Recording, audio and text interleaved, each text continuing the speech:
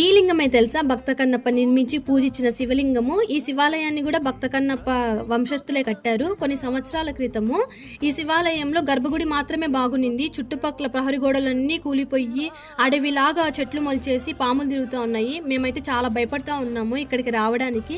పూజలు కూడా చేసేవాళ్ళు కాదు. ఇంకా ఇలా ఉంటే మన గుడిని మనం కోల్పోతాము అని చెప్పి ముందుకు వచ్చేసారనమాట మా ఊరు వాళ్ళు రెనోవేట్ చేయడానికి. ఆ రెనోవేట్ చేసే క్రమంలోనే గర్భగుడిలో భక్త కన్నప్ప పూజించిన నిర్మించిన శివలింగానికి క్రాక్ వచ్చిందనమాట. ఇంకా అలా ఉంటే పూజలు చేయకూడదు కదా అని చెప్పి గుడి పక్కన పెట్టేసినారనమాట. ఆ శివలింగాన్ని, కొత్త శివలింగాన్ని మళ్ళీ ప్రతిష్ఠించారు. ఇంకా ఇలా ఉండగా మాకు కూడా తెలియదు అనమాట భక్త కన్నప్ప జన్మస్థలం ఇదే అని చెప్పి, ఇక్కడే పుట్టాడని చెప్పి మాకు తెలియదు. ఇది ఎలాగుందంటే కోయంబత్తూరులో విశ్రాంతి సిటీలో పళని స్వామి దాదాపు 2 years రీసెర్చ్ చేసినాక ఈ భక్త కన్నప్పది ఊటుకురి అని చెప్పేసి ఆ డైరెక్ట్గా ఆ విగ్రహాన్ని తీసుకొచ్చి ఇక్కడ ప్రతిష్ఠించాడు అనమాట. అప్పుడు తెలిసింది మాకు కూడా ఈయనే భక్త కన్నప్ప.